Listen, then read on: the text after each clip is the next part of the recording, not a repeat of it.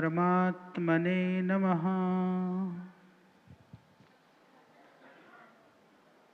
बहुत सुंदर परिवेश, वातावरण, जंगल में मंगल, आनंद से सरोवर, भक्ति से परिपूर्ण इस तपस्थली दिव्यस्थली के न केवल निर्माता अपितु इसको दिव्यता से परिपूर्ण करने वाले परम पूज्य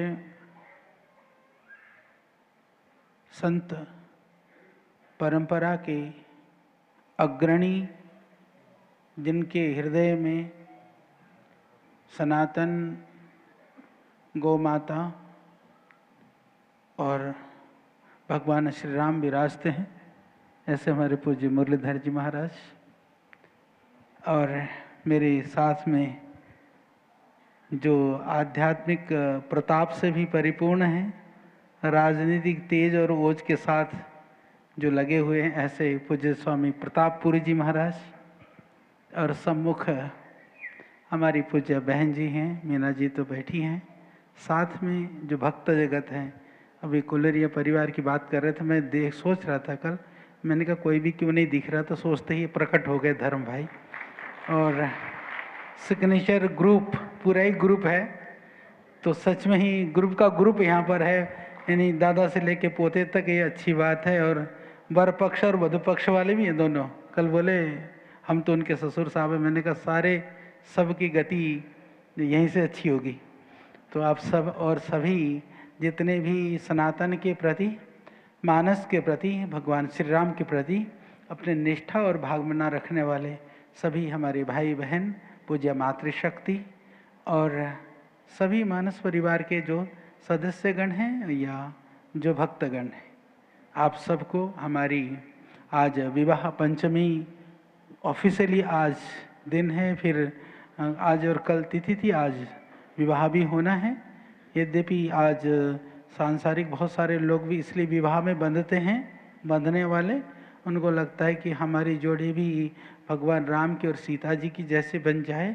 तो मैं तो यही प्रार्थना करता हूँ कि उनकी जोड़ी भी ऐसी ही बने। और आज एक ऐतिहासिक घटना है कि अयोध्या में आज बहुत ही दिव्य और भव्य ध्वजा की पताका का भी आज आरोहण होगा। तो निश्चित एक तरह से देखें तो हमारी जो आज वर्तमान की जो स्थिति है या समय है, यद्यपि कई तरह से संघर्ष है, कई तरह से चुनौतियां हैं, पर वहीं दूसरी ओर सनातन के लिए गौरव करने की भी बात है। चारों ओर दैवीय शक्तियां, ऐसा लगता है कि अवतरित होने के लिए लालायित हैं। इस धरती को, इस धरा को पुनः सनातन के गौरव से गौरवान्वित करने के लिए चारों तरफ से वातावरण बन रहा है।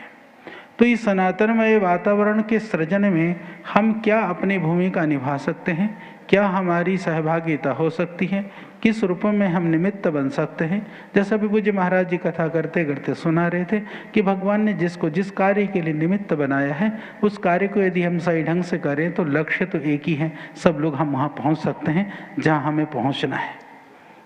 परंतु लक्ष्य को समझने के लिए भी संत की आवश्यकता होती है, क्योंकि वह लक्ष्य को सही दिशा देने के लिए वो कार्य करते हैं। ऐसे कार्य पूज्य महाराज जी कर रहे हैं। क्योंकि मैं देखता हूँ, बात ये नहीं है कि हम यहाँ पर खड़े हैं इसलिए हम इस बात को कह रहे हैं। हम महाराज जी को देखते हैं, जो सरलता, विनम्रता, सहजता वो होनी चाहिए। तो संत कैसे होने चाहिए, वो विनम्रता, सहजता, सरलता कथा से तो ये बताएंगे संत कैसे होना चाहिए, जीवन से इनको देख लेने से भी आपको काफ़ी कुछ पता चल जाएगा। और मैं अभी कुलरिया परिवार की बात हो रही थी तो मैं ज़रूर कहना चाहूँगा, मैं अभी आज पहली बार मैं अभी बैठे बैठे देख रहा था सामने रघुवंशपुरम आश्रम केशव प्रिया गौशाला। केशव हम सब जानते हैं, उपासना करते हैं, और रघुवंशपुरम, रघुवंश वस्तुतः इसको लेकर के महाराज जी ने क्यों रखा मैंने आज तक पूछा नहीं। अभी बैठे बैठे ही मैं सोच रहा था कि ये रघुवंश, देखिए राजा जो दिलीप की कहानी है ना, थोड़ा सा समझने की बात है।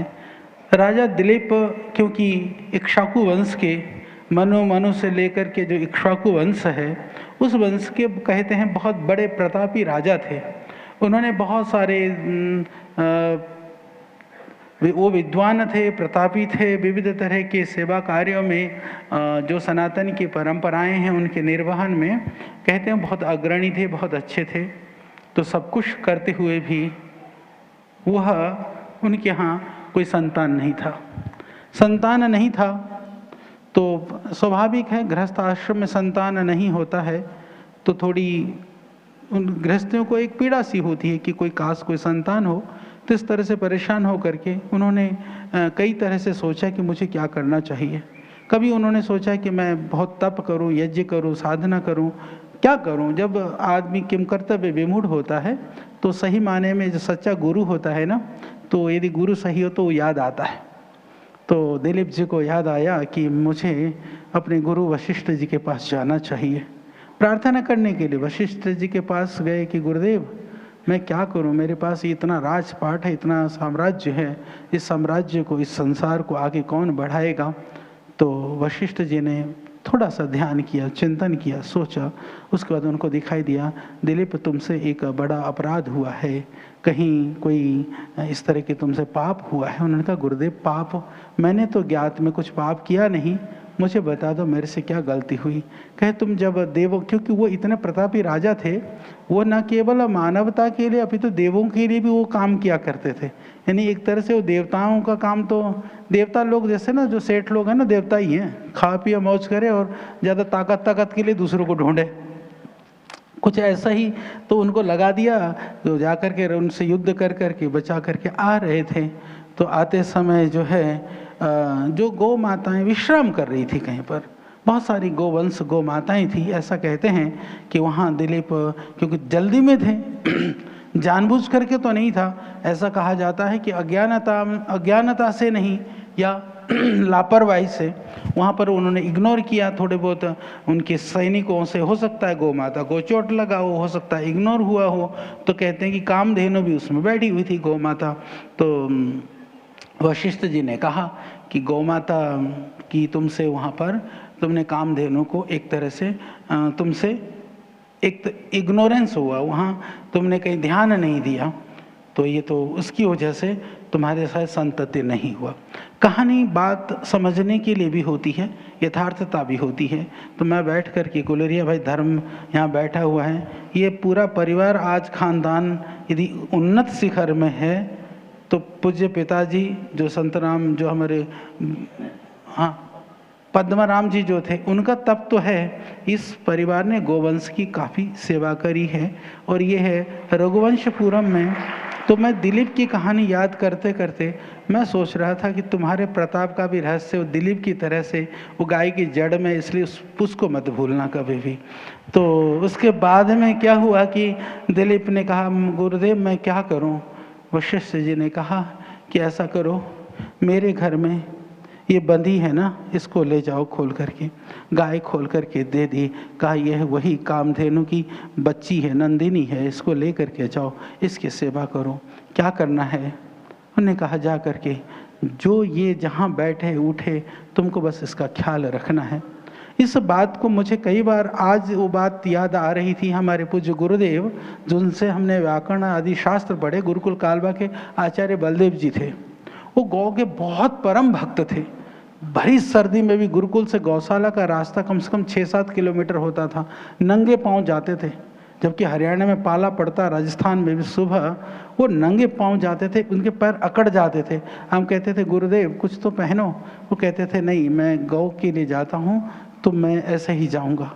नंगे पहुँचाते थे गायों की सेवा कर करके, क्योंकि नई गौशाला खुली हुई थी। हम लोग तब गुरुकुल में पढ़ते थे तो हम लोगों की भी ड्यूटी लगाई गई थी। हम लोगों ने खूब ईंटें उठाई, दीवारें चुनाई करी, खूब गड्ढे जो भी खोदना था खूब खुदाई करी। सारे ब्रह्मचारी लगे रहते थे, कई महीने लग करके हमने कुछ हॉल बनाए।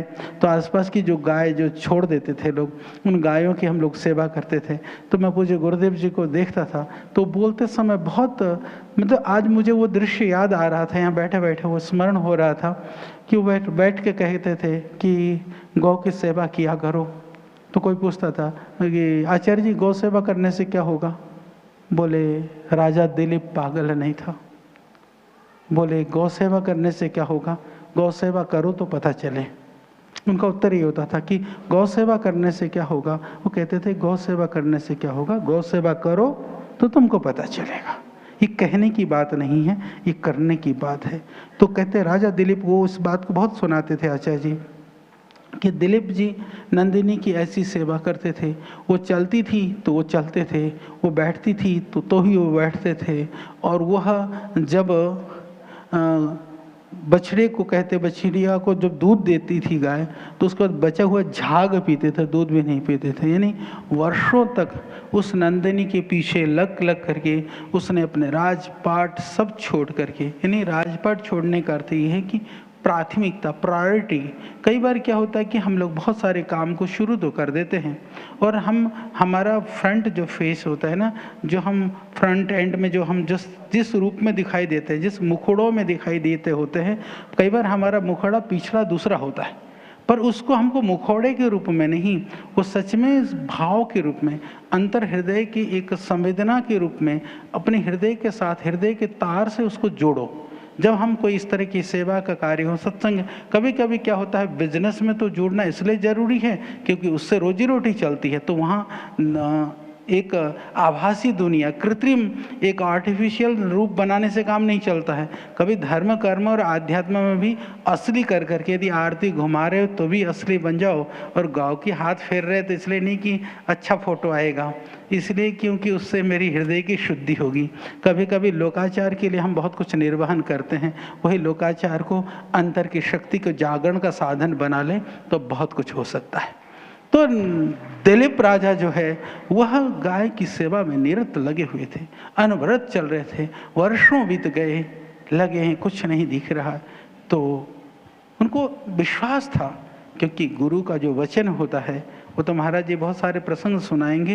जो सक्षम गुरु होता है, जो साधक गुरु होता है, जो स्वार्थ से विमुख होता है, जो निस्वार्थ निरत होता है, वो जो कुछ कहता है वो सत्य होता है, क्योंकि वह देखी हुई बात सुनी हुई नहीं, वो अनुभव की और गुरु कृपा से प्राप्त प्रसाद के माध्यम से उन बातों को बताते हैं, सिखाते हैं। तो दो तप कर रहे थे, वर्षों हो गया, गाय के नंदिनी के पीछे पीछे चले जा रहे थे। एक दिन ऐसा हो गया, कहते हैं कि एक खूंखार बाघ आ गया नंदिनी को खाने के लिए जंगल में।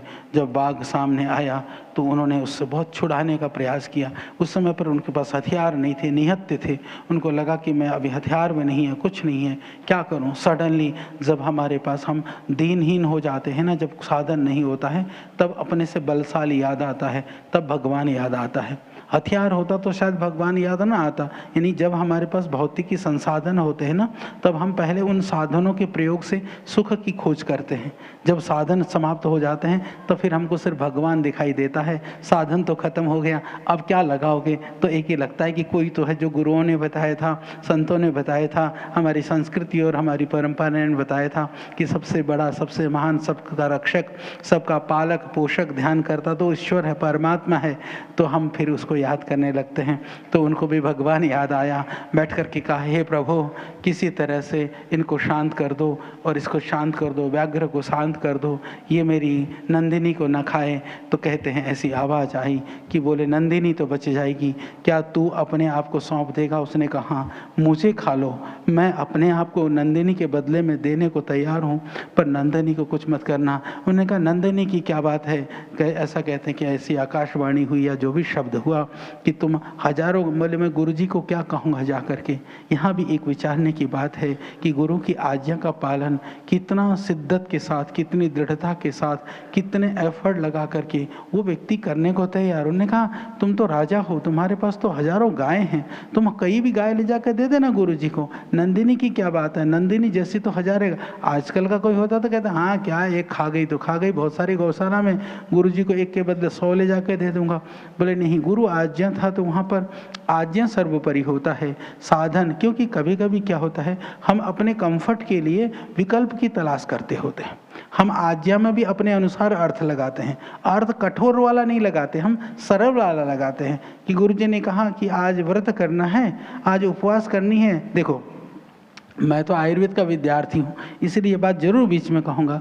हमारे यहाँ ऋषियों ने ये कई सारी परंपराएं शुरू करी थी, बहुत सारी चीज़ें हमारे यहाँ धर्म में बहुत सारी बातें हैं, पर हमने उस अर्थ को सरलीकरण करते करते करते करते उसका ऐसा अनर्थ कर डाला। जैसे आयुर्वेद में मैं आपको बताता हूँ कि आयुर्वेद में सर्वत्र उल्लेखित है कि मनुष्य को 1 सप्ताह में उपवास करना चाहिए, फिर 1 सप्ताह के बाद में वह नहीं करे तो कम से कम पाक्षिक उपवास होना चाहिए। तो पाक्षिक उपवास के लिए बहुत वर्षों चलता रहा। फिर वैष्णव परंपरा में एकादशी व्रत प्रारंभ हुआ, क्योंकि वैसे ही कह देने से आदमी को पल्ले पड़ा नहीं। उन्होंने कहा कि अब इनको दूसरी तरह से घेरो, क्योंकि धर्म और ये परंपराएं ना कई बार मनुष्य को बांध करके रखने के लिए भी होती है, सुनी। फिर कहा कि एकादशी का व्रत करने से अखंड अक्षय वैकुंठ की प्राप्ति होती है, भगवान की प्राप्ति होती है। क्योंकि तुमको कहे भाई तुम्हारा पेट भूखा रहेगा तो बुद्धि ठीक होगी, समझ में नहीं आ रही, तो उन्होंने कहा भाई भगवान ही मिल जाएगा सीधा, उससे पहले कोई रुकावट नहीं है।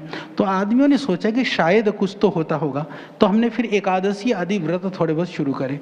पहले तो उपवास की उपवास मतलब बिल्कुल ही कुछ न ग्रहण करना, यदि नहीं हो सके तो जल का ग्रहण करना, और नहीं रहा जा सके तो लिक्विड का ग्रहण करना, नहीं रहा जा सके तो थोड़ा फल आदि का लेना। पर शुरू हो गया व्रत। व्रत के बाद में क्या हुआ, हमने भेद बना लिया। अद्यते अनेन इति अन्नम, अन्न ऐसा कि जो खाया जाता है वो तो अन्न होता है, पर हमने कहा कि ये फलाहार है, ये अन्नाहार है। महाराज श्री आज तक मुझे ये समझ में नहीं आया इसका जो वर्गीकरण है। फल तो सारे जो लग जाए वो फल ही है, जो पेड़ में लगता है भाई, कोई बेल में लगता है, कोई पेड़ में लगता है, कोई छोटी उसमें लगता है। तो हमने पहले तो वर्गीकरण कर दिया, और वर्गीकरण में मज़ेदार है कि अब आप देखिए उसी खेत में पैदा होने वाला धान तो हो गया फल, उसमें अन्न में आ गया, चावल अन्न में हो गया। उसी में जो सावक होता है जिसको झंगोरा कहते हैं, पहाड़ में होता है, वो भी उसी तरह से पैदा होता है। बोले सावक, बोले क्या, बोले फलाहार में। तो उसी खेत में पैदा होने वाला बाजरा, बोले वो तो अन्न हो गया। वहीं कुट्टू पैदा होता है महाराज जी हिमालय में, बोले ये क्या हो गया, बोले ये फल हो गया। हमने वर्गीकरण कर दी कि खाने को मिले, कंफर्ट चाहिए ना।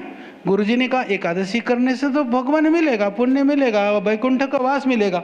वैकुंठ भी नहीं छोड़ना है हमको, वो तो चाहिए। अब कंफर्ट भी चाहिए, सीधे सीधे वैकुंठ मिले तो जोर कौन मारे। तो बोला अब ये खाओ। फिर श्रेणी बना ली। अच्छा चलो, उतने से भी स्वाद नहीं आया।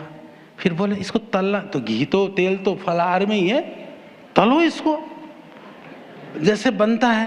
फिर पकौड़ियाँ, फिर परांठे, फिर खीर, यानी जो रूटीन में खाना खाते हैं उससे भी ज़्यादा खतरनाक हो गया। पर चल क्या रहा है, फलाहार। तो हमने धर्म के स्वरूप को भुला दिया। धर्म ये नहीं था, कंफर्ट के लिए धर्म नहीं था, धर्म था किसी चीज़ की प्राप्ति के लिए। तो हमने प्राप्ति के साधन को कंफर्ट का साधन बना दिया। जब कंफर्ट जोन में चले गए ना, तो फिर पानी की आशा भी मत रखना, कुछ ना मिलेगा, पुण्य पेट और खराब होगा, बीमारी और होगी। तो धर्म के नाम पर हम वस्तुतः सनातन धर्म ही एक ऐसा धर्म है जो पूर्ण वैज्ञानिक है। सनातन धर्म की जो विविधता क्यों है, अलग अलग हम देवी देवताओं की बात करते हैं, अलग अलग पूजा पाठ पद्धतियाँ क्यों हैं, क्योंकि सनातन के अंदर इतनी व्यापकता है। एक शिष्य भी गुरु से प्रश्न पूछ सकता है बैठ करके, वो जान सकता है, अपनी जिज्ञासाओं को शांत कर सकता है। ये क्षमता सनातन में है।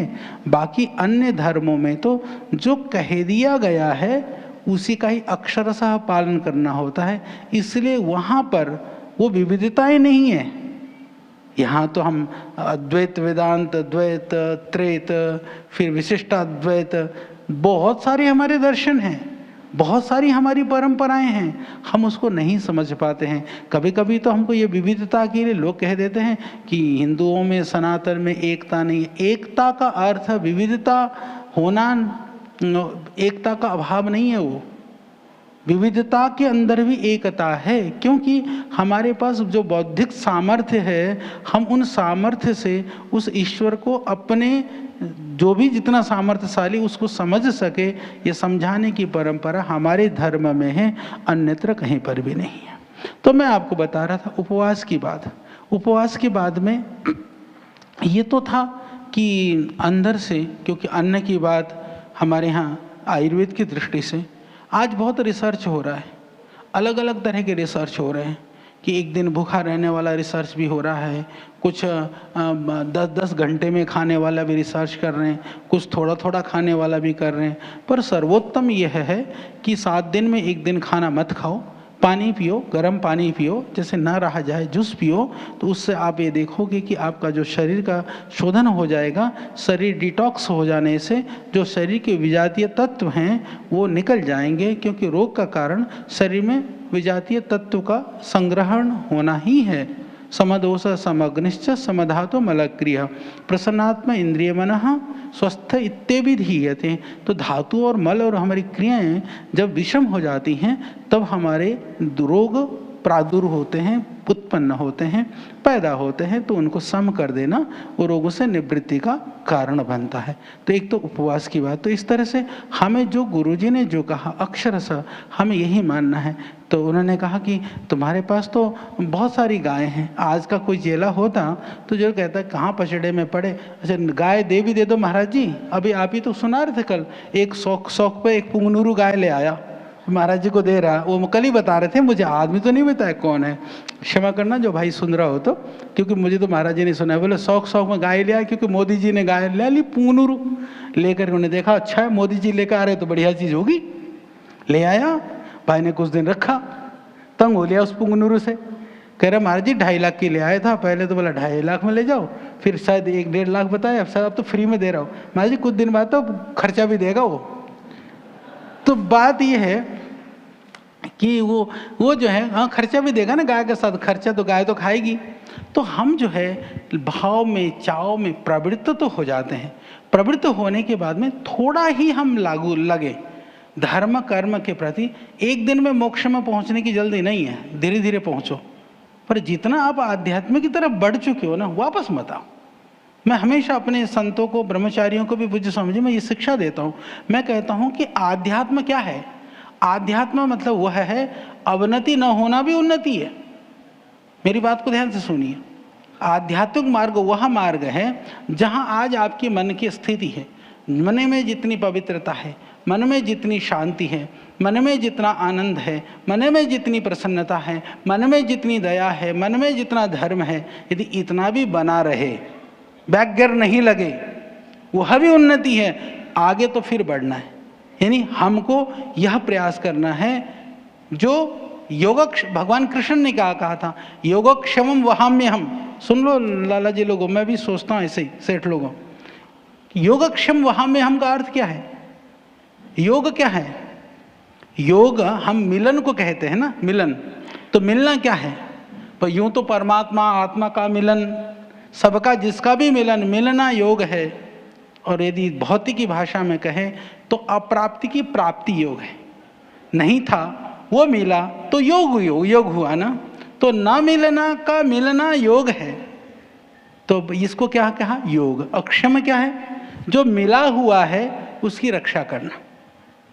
ध्यान रखना, योगक्षेमम वहाम्यहम। तो हम योग के लिए तो प्रयास करते हैं कि मेरा बिजनेस बढ़िया चले, मेरा काम बढ़िया चले। प्रयास जरूरी है। एक हाथ से तो अप्राप्त की प्राप्ति का प्रयास करो, दूसरे हाथ से प्राप्ति का संरक्षण करो कि ये इकट्ठा तो हो रहा है, इसका होगा क्या? क्योंकि सच मानिए, जितने भी लोग बैठे हैं, आपके पिताजी की संपत्ति आपके काम नहीं आ रही है तो आपकी संपत्ति भी आपके पुत्रों के काम नहीं आएगी। पर हमारे यहाँ एक परंपरा बन गई कि बच्चों के लिए कर रहे हैं। अरे हम तो गृहस्थ वाले हैं, हम तो बच्चों के लिए कर रहे हैं, हमारे तो बच्चे। तो सिंपल है, पहले से तो कहावत है ना, भया पूत तो क्यों धन संचय, भया कुपुत तो क्यों धन संचय। अच्छा होगा तो कमा लेगा, बुरा होगा तो तुम्हारा भी खत्म करेगा, तुम्हारा इसलिए कोई काम आने वाला है नहीं। तो इसलिए अपने हाथ से जो बेहतर हो सकता है कमाइए भी। शतहस्त समाहर सहस्त्र हस्त, शतहस्त्र संकिर सहस्त्र हस्त समाहर। यानी कि 100 हाथों से कमाओ, हजारों हाथों से बांटो, जितना बांटोगे बड़ा आनंद आता है। तो वो अच्छे कार्यों के लिए बांटिए तो तृप्ति मिलती है। जीवन निर्वहन का साधन तो भाई चिड़िया चूगती है अपने लिए तो जीवन निर्वहन हो जाता है, पशु पक्षी कीट पतंग अपने लिए तो कौन नहीं कर रहा, पर मजेदार बात है कि वो अपने लिए करते हुए भी वो संग्रह नहीं कर रहा है। मनुष्य तो बुद्धिमान होते हुए अपने लिए कर रहा है, फिर भी संग्रह भी कर रहा है। तो ये एक कभी बताएंगे, अभी तो पूज्य महाराज जी की कथा सुननी है आप लोगों को, तो हमें तो क्योंकि एक प्यार है, आत्मीयता है, हम आ जाते हैं। तो मैं आपको सुना रहा था राजा दिलीप की कहानी। तो जब उसने कहा कि गुरुजी को तो कोई भी ले जाके 10-20 गाय दे दो, उन्होंने कहा नहीं, गुरु आज्ञा मेरे लिए सर्वोपरि है। गुरु जी ने मुझे इस गाय की सेवा के लिए कहा था, गायों की सेवा के लिए नहीं कहा था, पर्टिकुलर कहा था कि मैंने तुमको नंदिनी दी है, तुझे नंदिनी की सेवा करनी है, नंदिनी जो करे जिस तरह से उठे बैठे वो करना है, तो मेरे लिए नंदिनी सर्वोपरि है, बाकी गौ की सेवा तो मैं करूँगा पर इसको कष्ट में नहीं छोड़ सकता।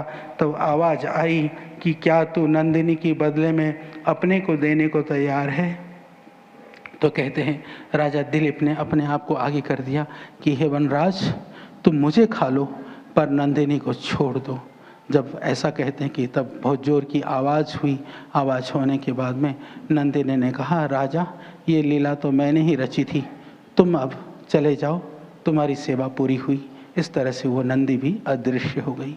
कहानी यह है, सेवा का फल मिलता है, साधना का फल भी मिलता है, धर्म का फल भी मिलता है, परंतु हमें बंदर नहीं बनना है। ऐसा कहते हैं कि बंदर अदरक लगाता है ना, खेत जाकर के खेत में बो देता है। उसने किसान को अदरक बोता हुआ देखा, जाकर के उसने अदरक यानी आम बोता हुआ देखा किसान को, आम बो दिया तो अगले दिन देख रहा है कि उसमें आम आया कि नहीं आया।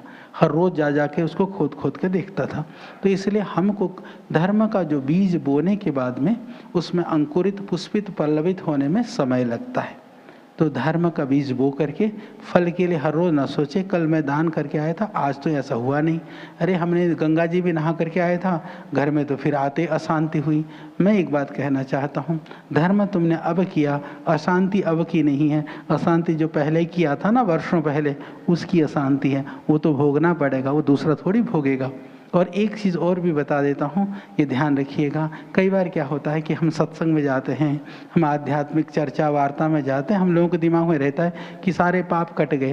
अरे भाई, पाप का फल दुख है, पुण्य का फल सुख है। सारे पाप कट गए तो जिंदगी सारी चकाचक होनी चाहिए, दुख कभी खत्म होते नहीं है।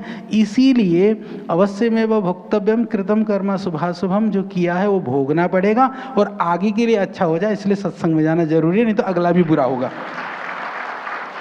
तो इसलिए अगले तो सुधरे कम से कम, पिछला तो जो है वो तो भुगतना ही है ना। अच्छा किया था इसलिए भगवान ने बहुत सारी अनुकूलताएं दे रखी है। जिंदगी में कोई ऐसा व्यक्ति है कि जिसकी तरफ चारों तरफ अंधेरा ही अंधेरा हो, दुख ही दुख हो?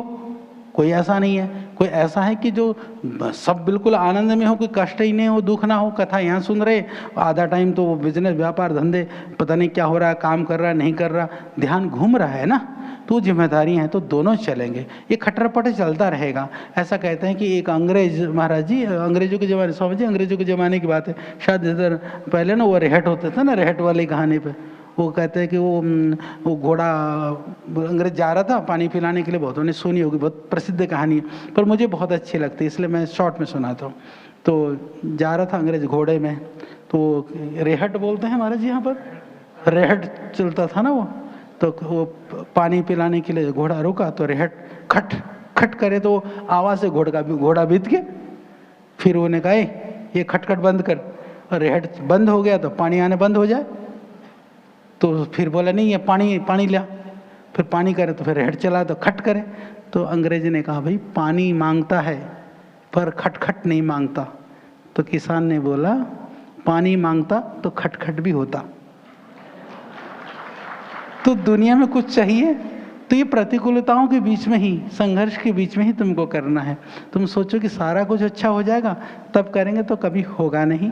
तो इस तरह से करिए। तो राजा दिलीप जब वो नंदिनी उनको दे करके चली गई, वह राजा दिलीप के तप के कारण से ये रघु तब पैदा हुआ था। ये जो रघुवंश पूरम है ना, ये रघु जो है वो तप का पुत्र था, यानी गाय के द्वारा, तप के द्वारा, गौ सेवा के द्वारा। तो मुझे लगता है ये गौशाला की सेवा का प्रताप इधर रघु ये आश्रम है। तो इसी तरह से यह रघुवंश जो है इस तरह से प्रारंभ होता है। फिर आज हाँ, इसीलिए तो पहले वो नंदिनी की सेवा हुई ना, इसीलिए तो रघु पैदा हुआ आश्रम के रूप में। तो ये जो है एक अद्भुत स्थान है। महाराज श्री ने जंगल में मंगल कर रखा। रघु रघु इसीलिए रघुवंश, रघुकुल, रघुकुल रीति सदा चले आए। रघुकुल कुल इसलिए कहा जाने लगा, वो कुल था, वो दिलीप की ही गीत है, वो रघुकुल सदा चली आई, वो दिलीप की ही कहानी है। बहुत सारे तपस्वी राजा हुए, सगर आदि बहुत सारे राजाओं को, मंधाता, सगर, मंधाता, च महिपते, वो कि पूरा महिपति का राजा था। बहुत सारी कहानियां हैं, वो पुराणों में, शास्त्रों में अन्यत्र उल्लेखित हैं। तो इस तरह से ये परंपरा पैदा हुई उस रघु की वजह से। अज से फिर दशरथ, फिर उसके बाद में भगवान राम, और सब पूरी वंशावली आपको पता है। भगवान श्री राम की कथा आप सुन रहे हैं। तो उसी परंपरा का यह आश्रम है, और यहाँ पर आकर के आप सब गौ माता की सेवा करें, गौ माता का भी आशीर्वाद लें, और महाराज जी की कथा सुन करके अपने जीवन का कल्याण कर लें। हरिद्वार से तो क्योंकि पतंजलि से श्रद्धेय स्वामी जी हम एक परिवार की तरह से, एक ये भाव संबंध है। देखो संसार में ना सबसे बड़ा जो रिश्ता होता है ना, वो भाव संबंध होता है। भाव संबंध में कोई लेन देन करना नहीं होता है। भावनाएं जितनी मजबूती से बंधी होती हैं, तो परिवार में भी यदि भाव संबंध प्रबल होता है तो बाकी रिश्ते निभ जाते हैं। तो उसी को, उसके लिए हम यहाँ पर आए, आप सब लोगों से मिलना हो जाता है, देखना हो जाता है, और महाराज जी से भी हम मिल जाते हैं। तो पूरे सभी जनों को हमारी शुभकामनाएं हैं, मंगल कामनाएं हैं। तो इसी तरह से लगे रहना, मस्ती से देखो, आनंद से विभोर होकर के हमेशा लगे रहिए। कथा सुनने से ना एक लाभ और होता है।